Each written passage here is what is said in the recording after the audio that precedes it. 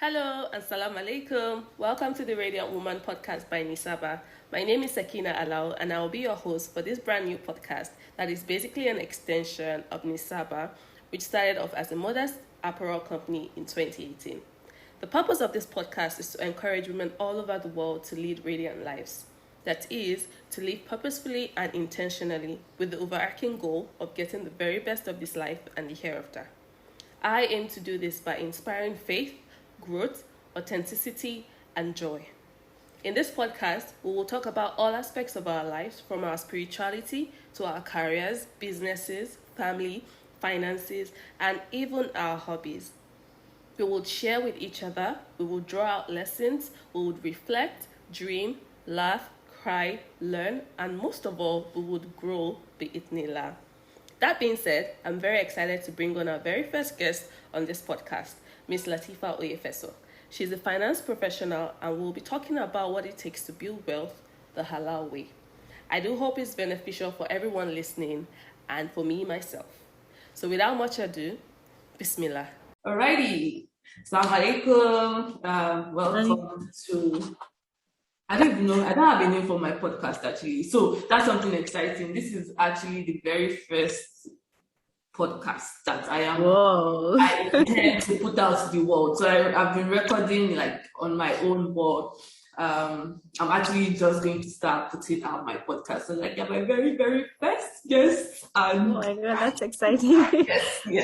So I'm tapping from your energy and from, your gifts. So say a prayer for, the December podcast, Yeah, so welcome. Thank you. It's finally nice to see you, to meet you. I remember, I think we've been talking for like 2 months now, like back up. Yeah, and I remember, telling my husband, because I started this Learn Network and Discussion event, and I was just like, I need someone to, actually speak about personal finance as it pertains to like Muslims, because I know there's a lot of resources out there for just the conventional finance and everything. I was like, I prefer a woman to actually come speak, because I always feel like representation matters, and also most of my audience are women, and I feel they'll be more comfortable, even if it's supposed to be an online program. I feel like they'll still be more comfortable having a woman around, and the whole idea is to show that women are doing good things in various places, Muslim women. So I think you should just give us a brief introduction about yourself, just something small, and we can just get into it. Yeah. All right. Assalamu alaikum wa rahmatullahi wa barakatuh to everyone listening and everyone that will be listening.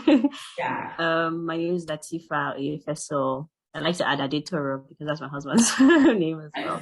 Lateefah Oyefeso Adetoro. And I am a Muslim woman, a sister to you out there. I am a mother of 2 kids. Outside of my motherly duties, I'm a finance professional. And I have a passion for liberating people through finance and ensuring that especially Muslims have access to financial services and are financially literate and are financially aware. I currently reside in Canada with my family, but I used to be in Nigeria for a very long time. My career started working with Lotus Capital, which is a halal investment firm. And I worked there for about 5 years, managing halal portfolios, and we did some advisory assignments for the federal government and on the federal government sukuk. For those who know what sukuk is, it's a type of investment asset. I'm sure we'll get more into some of those halal finance stuff, but generally, finance is what I do for a living. Is what aside from personal finances, I'm also an accountant in my day job. Oh, okay. So I'm a chartered accountant in my day job. Outside of that, I have other ventures where, I'm trying to promote Islamic finance. I'm trying to practice all halal. Halal type of finance and all that. All right. Interesting. So, that's why you're here. You're the perfect person for this conversation.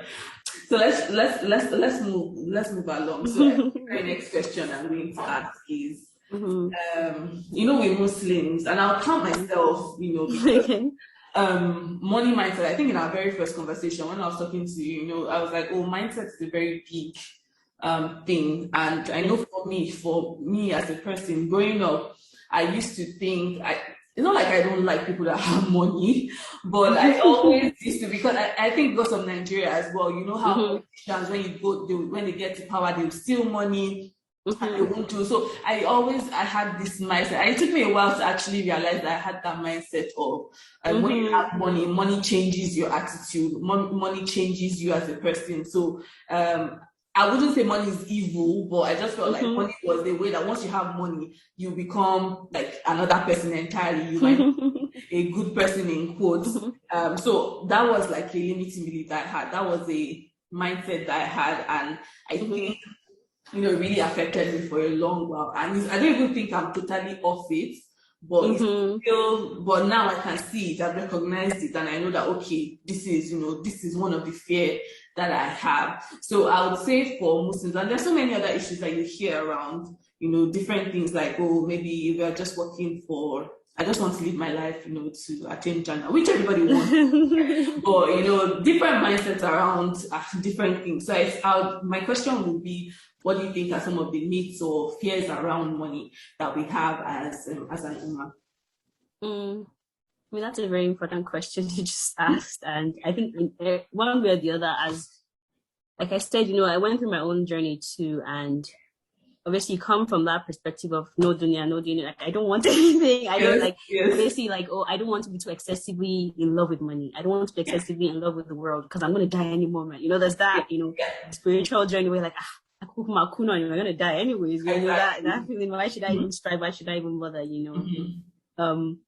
There's that mindset that a lot of Muslims have that, one, that we should only be focused on hereafter. That's one mindset, and that we shouldn't really strive for this world. We shouldn't go out of our way. We shouldn't build wealth. Whatever we earn, we should just be eating from hand to mouth and things like that. Right?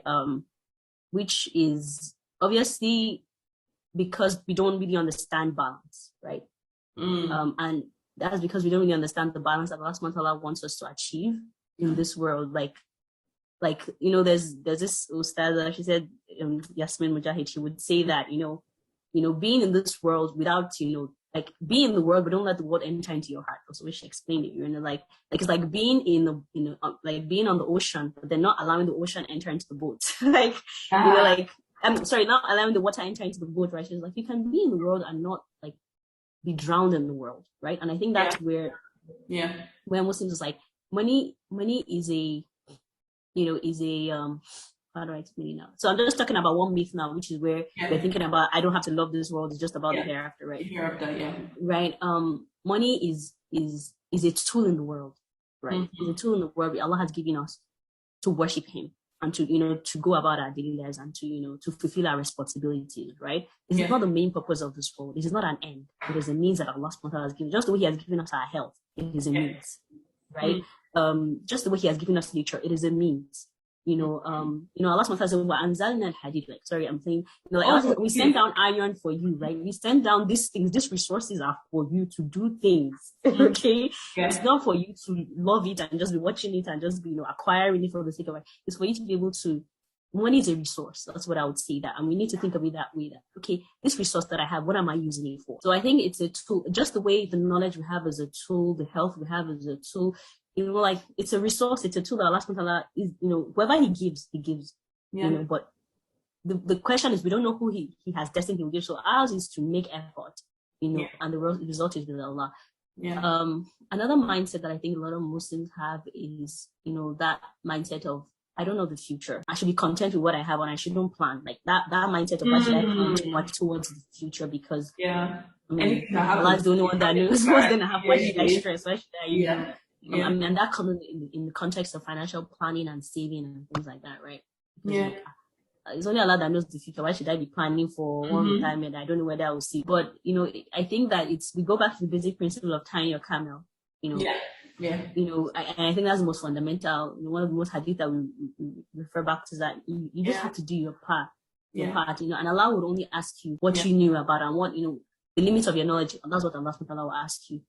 So the most important thing is that we as Muslims need to be on the driver's seat of our own situation, right? And I like to give the example of your financial health is actually like your physical health, right?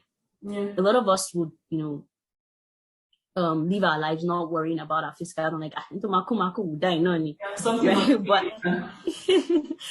but at the end of the day, can you do something? As Allah giving you ability to be in control? Yes, it has given you ability to control certain things, to be able to, take certain efforts. Let me see that way. Yeah. Right. It's just like the story of Abdurrahman ibn Auf, one of the companions of the Prophet Sallallahu Alaihi Wasallam.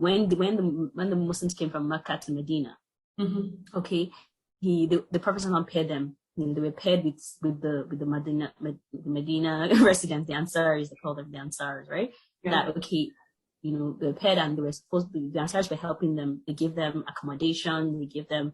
Someone even said you can marry my second wife, something like that, just to welcome them in. And, the host of Abdurrahman ibn Auf told him, take my house, take this, take that, I'll give you half of this, half of that. And he's like, I appreciate everything, but just show me the way to the market. Show me the way to the market. And I will go and make my own. And I will make money, right? So I think that he had all that on the platter of gold, but he still wanted to make an effort. Yeah. Right. And the hadith of the Prophet that there's nothing more halal for a man to eat than what he earned with his own hands. Yeah. So I think that, all of those things is added to the fact that Allah subhanahu wa ta'ala encourages us to give and give. So how will you be able to give if you yourself have not catered enough? You don't have enough. You can't give what you don't have, really. Yeah. So all of those things coupled together is what I think that as Muslims, we need to just have a balanced mindset and remember that money is a resource. It's not an end in and of itself.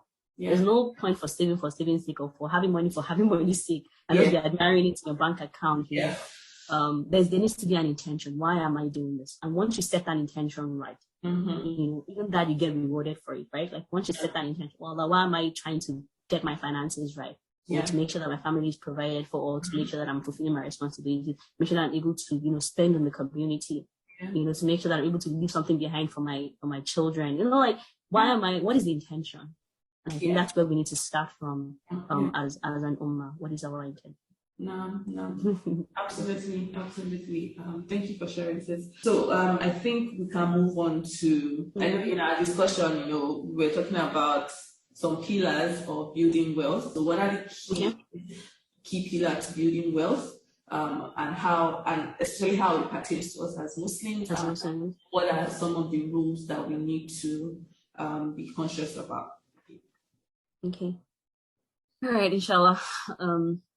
There's a really good book that I always refer to. I mean, when I wanted to start my own personal financial income, that has always been my reference all through. And I think I really hear it's called The 5 Pillars of Prosperity. Oh, nice. So The 5 Pillars of Prosperity, and the author. It's Yakub Mirza. He's a finance professional. Okay. So 5 Pillars of Prosperity really talks about, it's called 5 Pillars of Prosperity, Essentials of Faith-Based Wealth Building. Okay, so those are the things. So you talked about what are the 5 things that you need to focus on if you want to, be better at your financial journey. You want to attain financial freedom. You want to, be able to build wealth over time in this world. So the first pillar he said is earning. You have to earn income, right? You have to earn income, and obviously there are different ways in which we earn money. Either we are employed as employees and we're getting salary, or we have a business of our own, or we have investments that are earning money for us, right? So he's everything. Everything is what finished. People have 9 to 5s now, and they have everybody's doing everything, Abby. Because everybody's just doing I agree. Especially in our Nigerian economy, like the Congo, the water, because you need multiple sources of income. But what I would just say is that there are different strategies that you can use, right?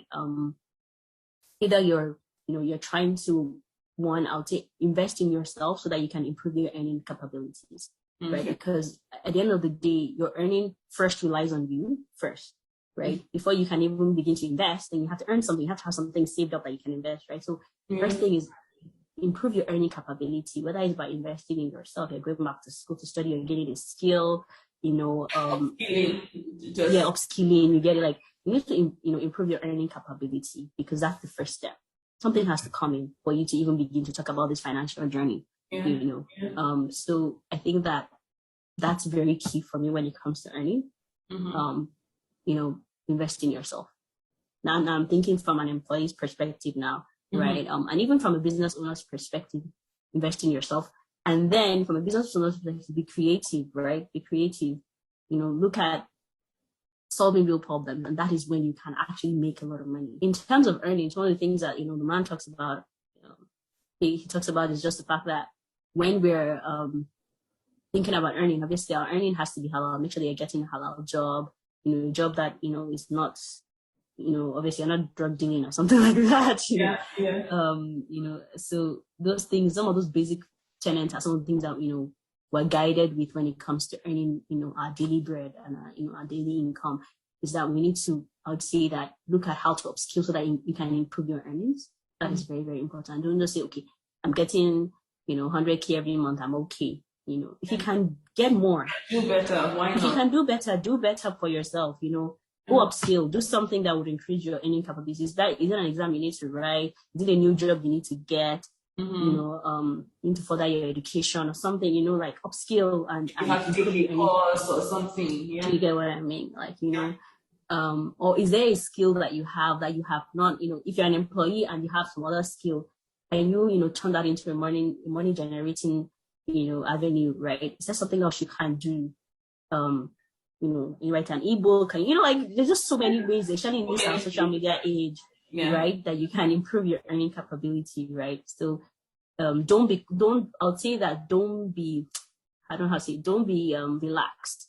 If you have the capacity to earn more, try to, because that is the first stage of financial security you can get for yourself. Obviously not at the expense of your family or like your health, things like that, right? Your health, right?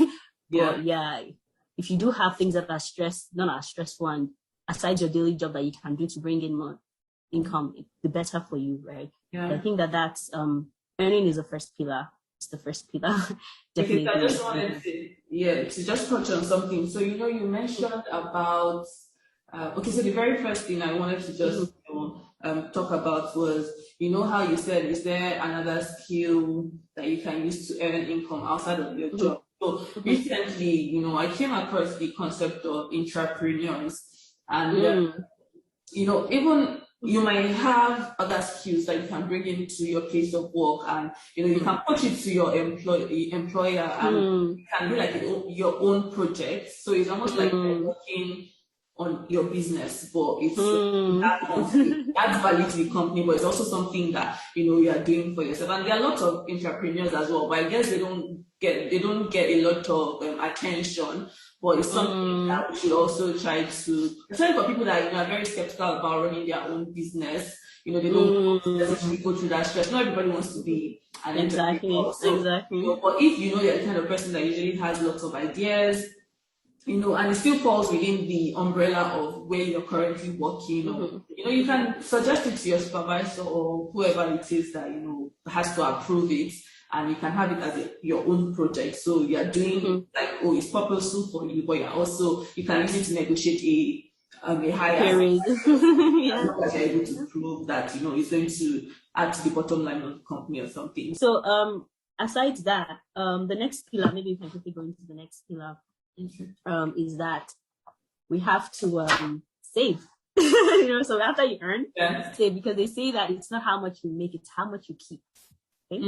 That's a very important. It's not how much you make, because I can be making $1 million in a month, right? How much of that am I keeping for myself? How much am I keep for the future? How much am I keeping, for my emergency fund and things like that, right? So saving is something that look at, it's the second pillar, right? That you have to try and keep something behind, leave something, put something forward. Let me say that way. And even the concept of putting something forward is something that is in the Quran that that's what Allah says, that whatever you put forward to yourself for yourselves. Obviously, this is in terms of the akhirah, but then that concept as well, we can apply it to our dunya, that put something forward for your future self. Put your future self. Let me say that way, because yes, it's also a form of delayed gratification. You don't have to enjoy everything right now. You don't have to right now. You know, you don't have to spend everything that you earn, and you know, there's no way to know whether you're able to save or you're spending more than you earn if you don't have a budget, right? Yeah. If you don't have a budget, if you don't know how much you're actually, because you know we use credit, we use our debit cards and our master credit, our ATM cards. We're just like swiping all through our money away. Yeah. You know, it's like boom, boom, boom. You know, at the supermarket, the shopping mall, Uber, but everything. You know, you're just swiping away. Like every month, I'm just like debit. What is going on here? So I think that the approach I take because of this credit card, debit card issue is that I try to, you know, I would make a budget for myself and say, based on what I estimate that I would spend, this is how much I can possibly save, right? And I stick to that amount consistently. So before I even think of, when I get my salary, before I even think of what I'm paying or that money has come out, I'm paying myself first. You know, we call it pay yourself first. When money comes, before you start paying all the vendors, pay yourself first. Keep what you think that you need to save every month before, and so what is left is now what you spend. Okay, so like your monthly spend, like your monthly, like what you spend on yourself for your needs on a monthly basis, like you should have a rough idea of that. So that, you know, once you have your salary, you can take it out. Just take out what is left, and then you know, whatever is left is what you spend. So if for whatever reason you have exceeded, you're like, okay, I know that I'm at my limit now. I can't go beyond that. You know? Yeah. Okay. So I think that you know, that's very important. You have to have you have to know how much is coming in, how much is going out, and how much is left. Okay, so when you look for a lot of people, it can be because I do like call it bottom down. I don't even know what that's what to call it, but you know, bottom up approach where it's like I don't even think about how much I'm spending. I just think about how much I want to save and I take that out. Yeah. Right? So then whatever is left can go to expenses. Yeah. And then obviously for some people, what they want to do is want to see how much is coming, how much they're spending, and then whatever is left, they will save it. However, you know, there are a lot of tools that will help you tell you that, okay, if you cut out on this, you can even save more. If you cut out on your expense, maybe you're cutting out on eating out, for example, or you're cutting out on too much ashrebi. Like, you know, you're like, okay, this is how much I can possibly save, you know, things like that. Or maybe you're cutting out on how much you're spending on like fuel or whatever, you know, generator fuel or whatever. And, you know, things like that. So you really need to have a good picture. And that's what the next pillar tells us about, you know, saving. You have a good picture of your income and expenses, and then you need to save. And then one thing that he also talks about, I don't want to dwell too much on. One thing he also talks about is the importance of setting financial goals. Is that sometimes it's not just okay to save for saving sake. Let me say that you need to have setting goals. What are the goals? What are the things you're saving for? Everybody in life, we're gonna have life events that we need big money for. What are you saving towards? Are you saving towards a car? Are you saving towards, you know, building a house or buying a house? Are you saving towards education, children's education? Are you saving for Hajj? What are you saving for? You know, so I think that being able to specify what those goals are and when you want to achieve them would allow you to be more disciplined in your saving. You know, it makes that saving it adds more meaning to the savings. You know, so if you know, and in every time in life we have short-term and long-term goals, right? Yeah. So maybe short-term means I want to, in the next 1 year, I want to buy a car, for example. How much do I need to save every month to be able to achieve that 2 million naira that I need for the car or whatever? Yeah. I want to, in 5 years' time, I want to go for Hajj. How much do I need to save every month, you know, until 5 years for me to be able to get that amount that I need? You know, so I know that obviously it's very long term and you're thinking, you know, maybe one windfall will happen, but at least it's better you make your own efforts right now. Yeah. Gradual steps. The truth of the matter is, in this world of employment, it's very unlikely that we're going to find that bad money that's going to come like that. You know, you're going to get a monthly salary. So why don't you plan around what you have and use that, you know, every month to save towards your goals. So setting financial goals, I think for me, you know, if you don't know your destination, then, you know, how do you even know what path to take towards it? You know, how do you get there? You know, so I think that set financial goals. Let us get in the habit of, you know, and sometimes I feel that financial goals don't have to be as lofty as I'm making them look. I feel like they could be as basic as I want to, you know, have, you know, 200,000 saved every year, you know, for my emergency fund. So that's even actually you don't have any particular goal, like, you know, maybe you're not going to school anymore. At least have an emergency fund, at least at the minimum, right? there are 3 types of savings, if I remember that, you're encouraged to have, right? You're going to have emergency fund savings, right? And this is your reserve fund, right? In case of job loss or any emergency or any unexpected expense, right? Even like in a country like Nigeria, health alone, like insurance and all that, is something that can stabilize you. Exactly, can stabilize the program I attended, and they were like the top money zappers for entrepreneurs is actually health, like having health issues, either themselves or their family members. Because they're always hustling. Actually wreck an entrepreneur's money, savings or business or and all that. Yeah. So. Wow, that is very insightful. Yeah. So like having an emergency fund, and obviously when it comes to like health, like there are other ways we can address it. Like there are other ways, but we'll get there. Like because things like health insurance and things like that, but we'll get there. So have for the emergency fund, have a goal of like 3 to 6 months salary in your emergency fund. Like just make sure that you have like 3 to 6 months of salary in your emergency fund, that if anything happens, like lose my job, anything can happen in this economy. COVID happened and a lot of people lost their jobs, right? So have something. Right.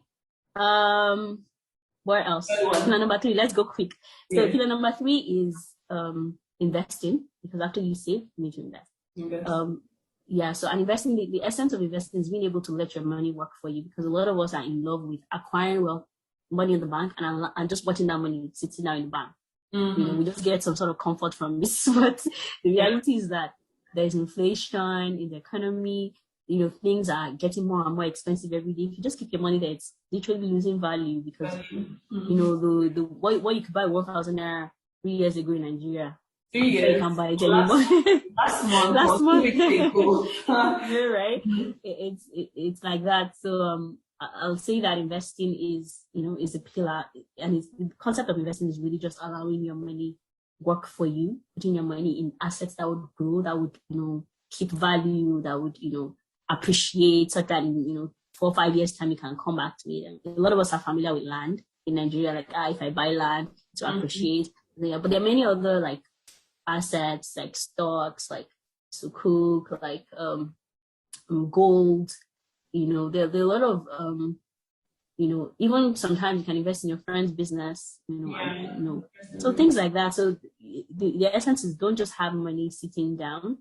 Mutual funds are also very, very, very, for somebody who wants to save regularly, and it's not necessarily about maybe like, blowing overnight. It's just, he just wants to make sure that his money is growing steadily. Mutual funds are great for that. Mutual funds are great for that, So I would say that, that those are, investing is a second pillar. It's to allow your money grow. And remember we talked about earning, that one of the ways to earn is to have your investment actually earn. So it's a way to be sleeping and your money is, your investments are making money. Right. So I think that's one of the things that he emphasizes as well. And obviously, as Muslims, investing is one of the biggest areas where we're like, which one is halal, which one is haram, because there are a lot of things. And I have to be honest with you, there is, it's an entire field of study when it comes to investing. We know that land is a very strict one, and that's why a lot of people go for it. You buy the land, you sell it, or you buy a house and you rent it, property. But then there's also stocks of companies, which is one of the ways that one is very common nowadays amongst the millennials. But you can't invest in every share, like just the way we talked about it, in fact, you can't work in every company, just the way you can invest in every company, because you're not going to invest in Nigerian breweries. No, you will not. And then they are not going to invest in banks and things like that. I feel like investments, it's like it's a different ball game. So inshallah, hopefully we are able to go into more details when we actually hold like the proper workshop, because I know if we start, it's another. Yeah, but the good news is that, let me be honest with you, the good news is that there are a lot of solutions out there right now. So it might look like it's a whole world of study. Yes, for us that are practicing it, but for the users out there, I don't want you to look at it as too complicated. There are a lot of apps and websites that are making this thing very easily accessible. Just go to the stock market, screen the stocks that are halal for you. You want to invest in. A friend of mine mentioned, I think there's one Islamically Islamically, there's Wahid. There's Wahid, yeah. So I mean, there are apps out there. Technology is making things easier and more accessible. Mutual funds are out there too. There are a lot of Islamic finance institutions trying to offer mutual funds that are halal, like Lotus where I used to work. There's Marble. There's there are a couple of companies out there that are trying to offer halal options, investment options. But what I would say is for a beginner, once you understand, you need to understand, obviously, when it comes to investing, you need to understand your risk appetite, because investing too has conditions in the sense that it's, for example, if I'm going to put my money in land today now, I don't know whether I'm going to be able to sell that land tomorrow. Yeah. So you need to know, okay, what exactly do I need this money for? Yeah. Right? That I'm saving or that I'm investing. When do I need it? Right? Am I okay if I lose some of it? Because investment is a process of up and down, right? You can gain money, you can lose money. Right? Some investments are safer than others. So it's always important to talk to an advisor, somebody that understands that space, do some research. If you don't want to talk, there's a lot of resources online, do some research, or talk to an advisor, and then, okay, which one is best for my financial goals? Remember, you set some goals at the start, right? You start saving towards those, and you take some of that money and say, I don't want this money to just sit down. I want to invest it. Okay. Which one is best for my financial goals? Even based on my current situation and my current level of like my risk appetite and all. Yes, things like that. So so investment is like that. It's best to talk to somebody that understands that space and that can but for beginners, I'd say that mutual funds is a good way to start. If you don't understand the stock market, mutual funds is a very good way. It's a very, very good way to start. Yes, and I just wanted to mention for savings as well, and the whole investment journey, consistency is very important. Yeah. You have to stick to whatever you're saving every month. Yeah. And and even in investing, if you've chosen a particular mutual fund, I want to be investing in this fund every month. It's very valuable to be consistent. Yeah. Right. Like you're saving $100. If I had a slide, I would show you the impact of consistency and starting on time, starting early. Right. So somebody who starts investing at age 30 is already disadvantaged compared to somebody that started investing at age 18 or at age 20, because the impact of time, the money is rolling, it's working. It's not spread, because don't, for anyone listening out there that might think, maybe 30 or 35 and I'm just starting. When you start, it's fine, but just start. Like I told you, I just started maybe like 2 years ago, but I can already see the impact of and all that. So whenever you start, it's fine. Don't dwell on I should have started in whatever, but just start. I mean, the right time is now. Like they always say in the investment field that the right time is now. Just don't look at what time you've lost, but look at the potential. Exactly. If you delay it longer, the potential that the right time is saving. I'll say that having a consistent amount that you're saving, starting now, and just being dedicated to it, being disciplined and being consistent is, and have somebody on the journey with you if it's hard. It could be your husband, it could be your friend, Yes, it's just like being on a diet, right? You're like, accountability partner. Accountability partner, right? You guys know that. So I think that that's what I would say. Okay. Yeah, and then I think the next one is spending. Spending is the next pillar. So we talk about earning, saving, investing, and spending.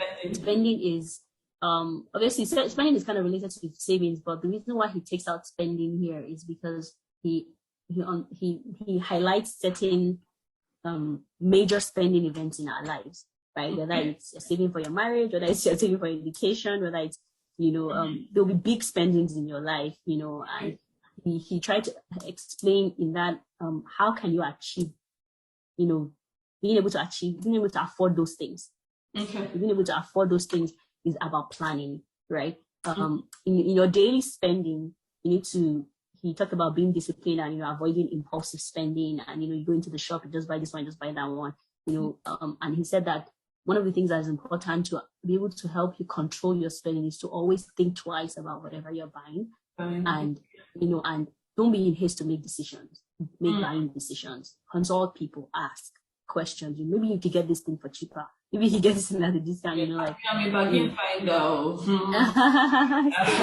But not to like the extreme, but yeah. You know, there's one thing that there's a very good verse in the Quran that I really like when it comes to living life, because, you know, when we talk about saving, people are like, we'll just be saving, trying to enjoy life. Yeah, I can't come out.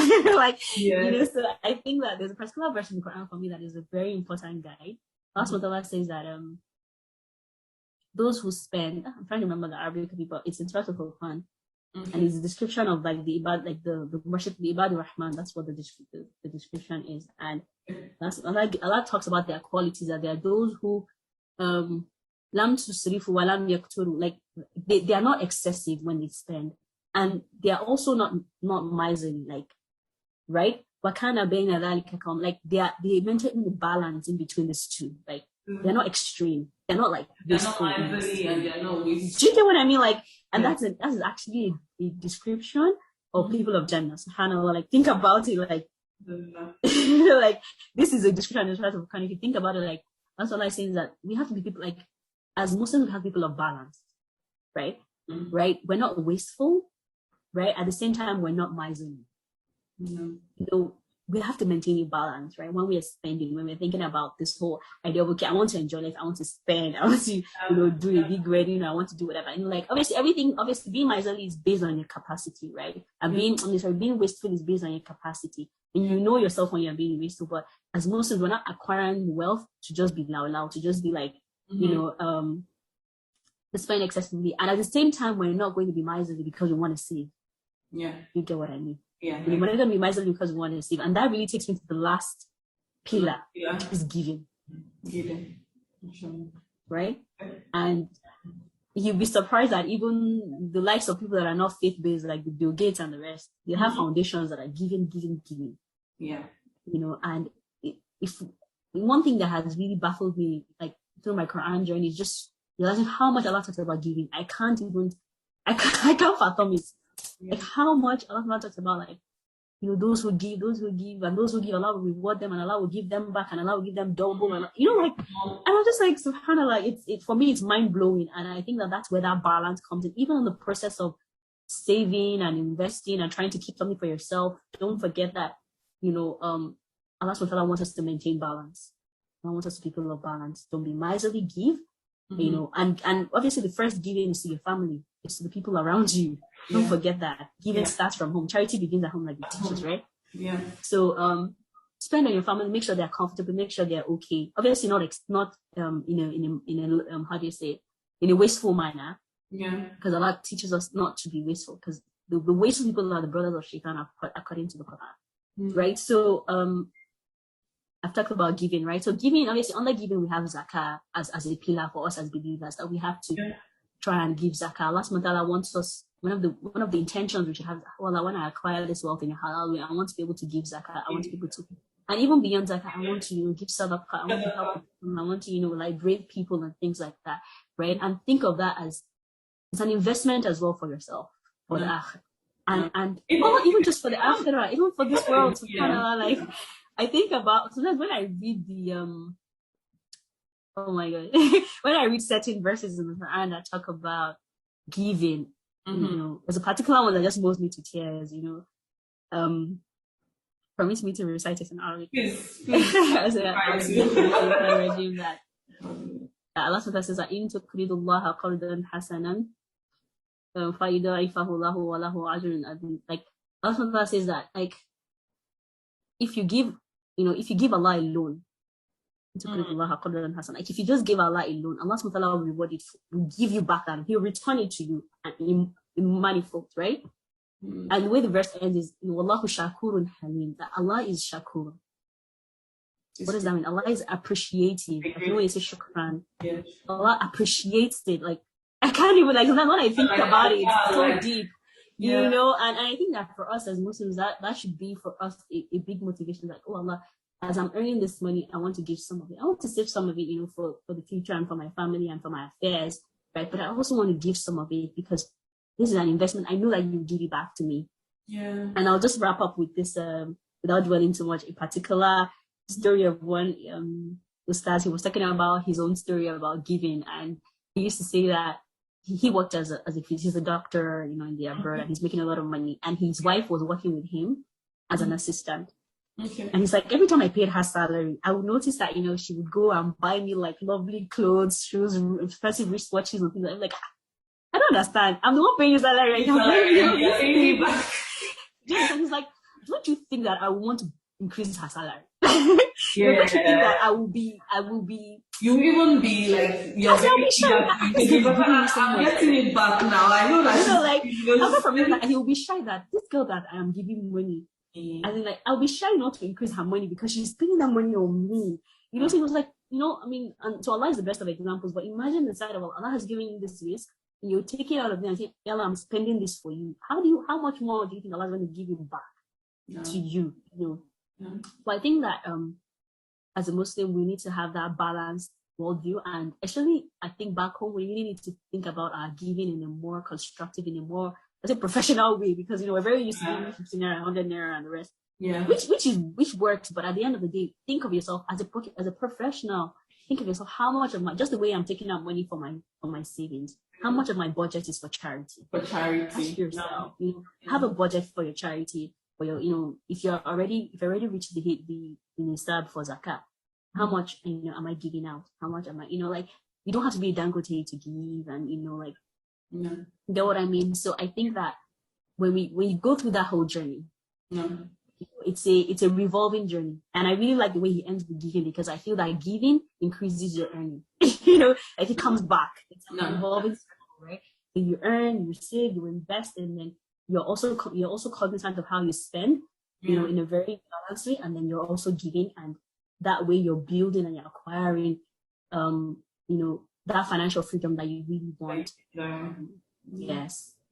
With the intent, with Allah in focus, and with Akhirah in focus. Yeah, alhamdulillah. You know, when I think about Islam, and when I'm trying to like understand more, and the more I learn, you know, I'm just so grateful that, you know, I found Islam really, because there's so much to learn, even in terms of like growing as a person, like there's so many tools in Islam that, you know, help us only if we seek it, and, you know, we actually try to understand it and use it to the best of our ability. So Jazakumullah Karen for, you know, sharing so far. So because of time, you know, I just want you to, I know you mentioned the book. I was going to ask you like a book that has really helped you on your journey.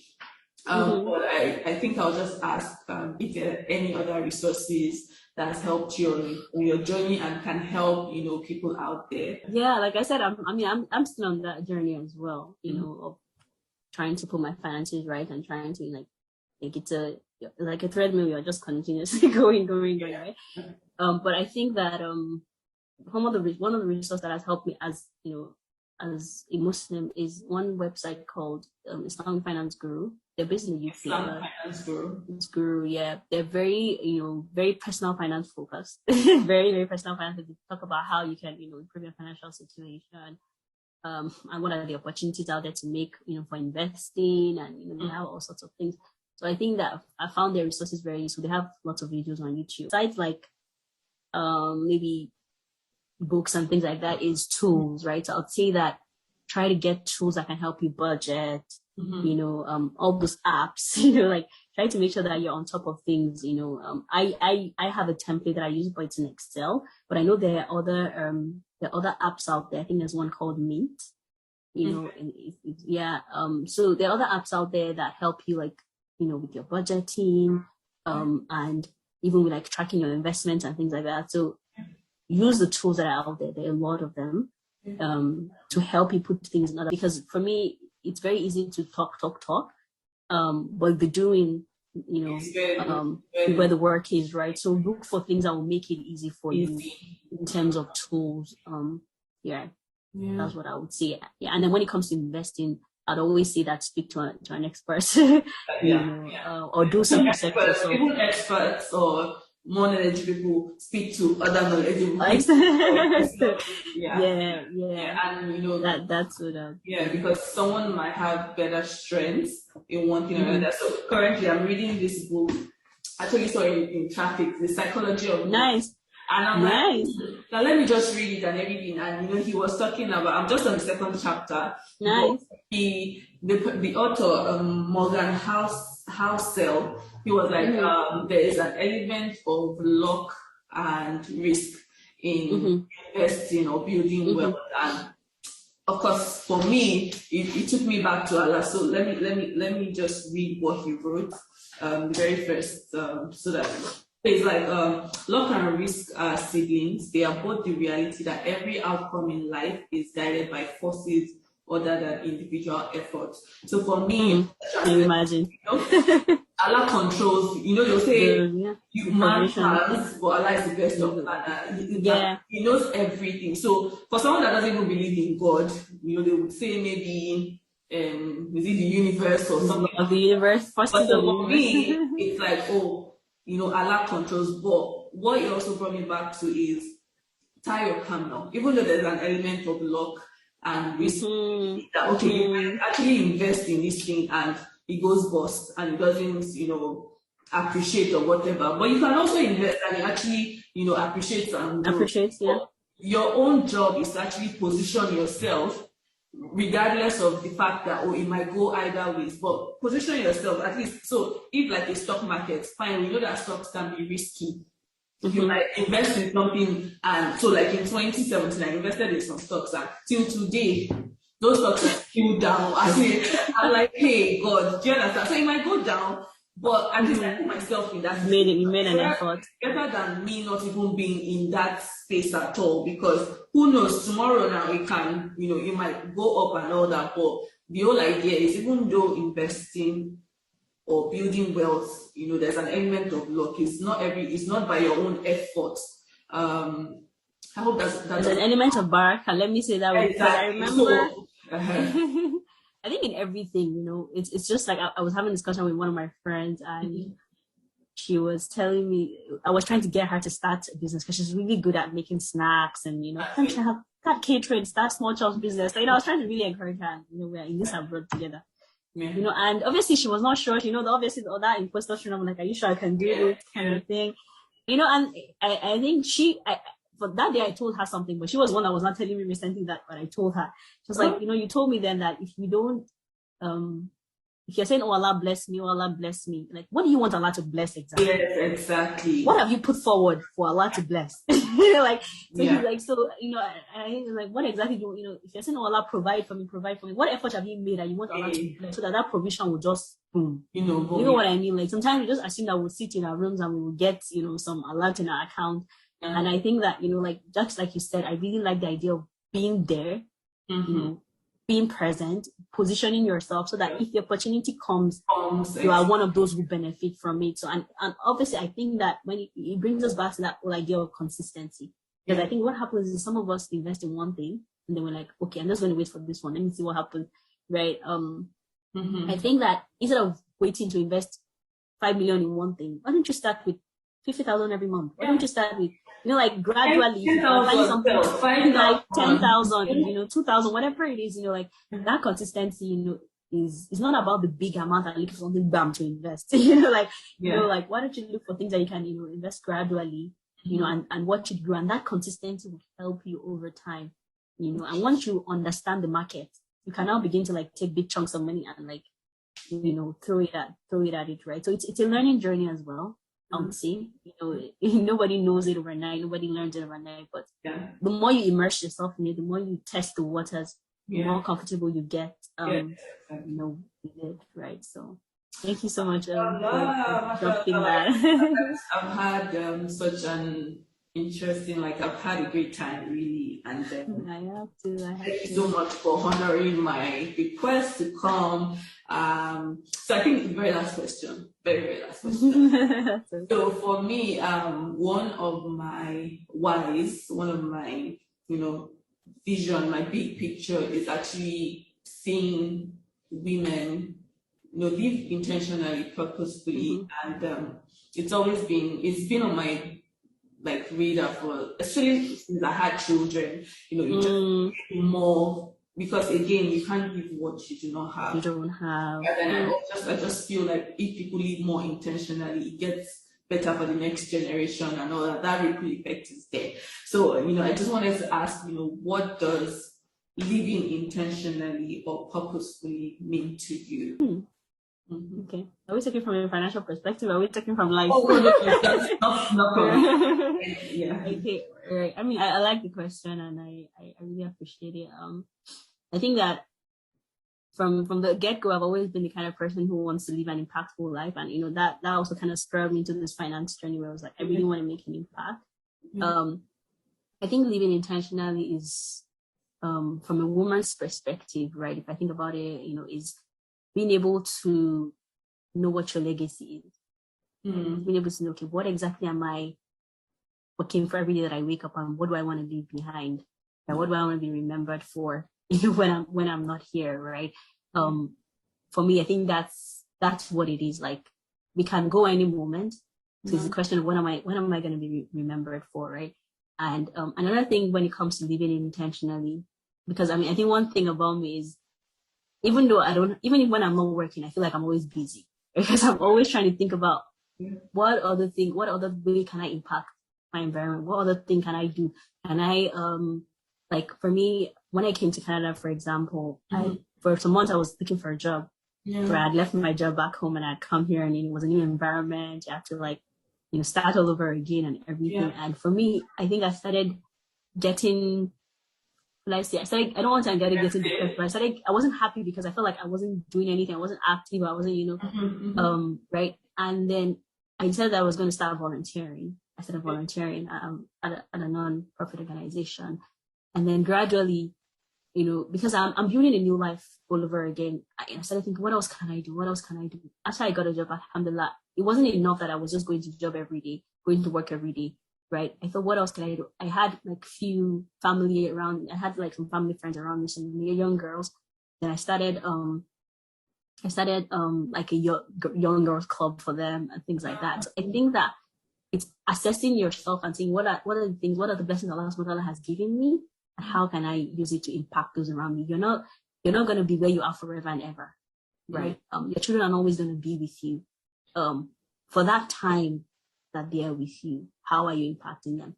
Your workplace, you're not going to be there forever. For the time that you're there, how are you impacting the people around you?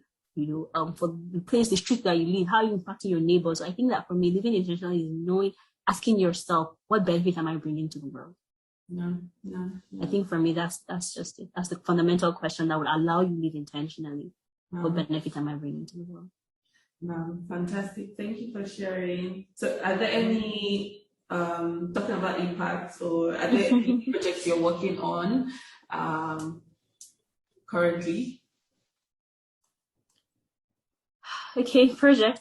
So I mean, you don't want to say anything, it's fine as well. Like, no, it's okay. Because of the way I decided, don't mind me. So I think that aside my day job, I also have a project or a company that I started with some of my colleagues from back in Nigeria. It's called Halal Finance. And we're everywhere on social media, and what we're trying to do is we're trying to make Islamic finance knowledge accessible to everyone. Because you also said that there are a lot of gray areas, a lot of things to know, and we want to narrow the knowledge gap. Yeah. That's one of our aims. We want to narrow the knowledge gap, and through that we also we are trying to develop courses for university graduates, for even households like mom and dads think about how to plan for their finances, and things like that, while keeping with the limits of Allah, and while trying to keep things halal, right? And so we have a couple of courses that we're coming up with, and they're going to be available online, inshallah. So I think that's one thing to watch out for if you're a professional who wants to learn more about how halal finances and Islamic finance. We're out there to take you through that journey. And if you're just a regular father or mother who has finances to plan for, then there's something for you as well. So that's one thing. House finance, right? Yes. Okay. Yes. Yeah. We're on LinkedIn, Instagram, Twitter, and Facebook. And then we also have this business. So because our target market is not just individuals, we also look at businesses. I realize the sun has gotten so much. All right then. we also target business. So we have a monthly business clinic that we do. Okay. Monthly business clinic, where it's basically for SMEs. So if you're an SME out there and you just want to learn more about financial management, you want to learn more about funding your business and things like that, we have, a monthly session that we have streamed on YouTube. Continue to ask questions, and it's really just to help, just some literacy for business owners really when it comes to financial management and funding the business, and also like halal finances for business. For businesses, mashallah. Yes, so that's the focus. Inshallah, we have one this November, on the 23rd. Inshallah, the poster will be out soon. We're having a very special guest. Inshallah, I'm sure people will be excited. Barakallah. Okay. And if anyone wants to reach out to you, where can they reach out to you? What's best? Okay. Unfortunately, I'm not very big on social media, but I have a LinkedIn account, very active one. Okay. Yes, and I do Facebook content. I mean, Facebook has been the one I started since uni. Aside that, I've really struggled. Aside from like maybe for halal finance, I've really struggled to maintain multiple social media accounts. Yeah. So I think I do well with WhatsApp and LinkedIn. So on LinkedIn, Lateefah Oyefeso. Exactly, Lateefah Oyefeso. That's all right. And if anybody wants my email as well, I'm sure I can. If they ask you, I always share. Yeah, I can always share. Inshallah. All right. Karen. Allah blesses you with continuous knowledge. Maybe shine His light upon you. And may everything you lay your hands on be a success. And for you too. Thank you so much for putting this together. Thank you so much. I do hope it's beneficial for anyone listening to this, Nila. All right. Ameen. Thank you so much. Thank you so much. Gone way over time, but I absolutely. Yeah, me brother. Yeah, absolutely. If I didn't have to go up, I wouldn't go up. But alhamdulillah, thank you so much for being my very first guest. I'm excited, and hopefully I get this out within like a week or two. So yeah. Inshallah. I'm excited to pray people benefit from it and ourselves too, because it starts with us really at the end of the day. All right, please. All right then, take care, Sakina. Thank you. Yeah, assalamu alaikum. Wa alaikum salam wa rahmatullah. There you have it, people. I've just had, and I hope you've also just had, an enjoyable 1 hour looking into the pillars of building wealth with God consciousness at the center. I pray it benefits us in one way or the other. Ameen. Just to recap, here are the 5 pillars: earning, saving, investing, spending, and giving. I'm curious to know, what has been your biggest takeaway from this episode? Please let me know in the comment section. Till our next episode, live intentionally and stay joyous.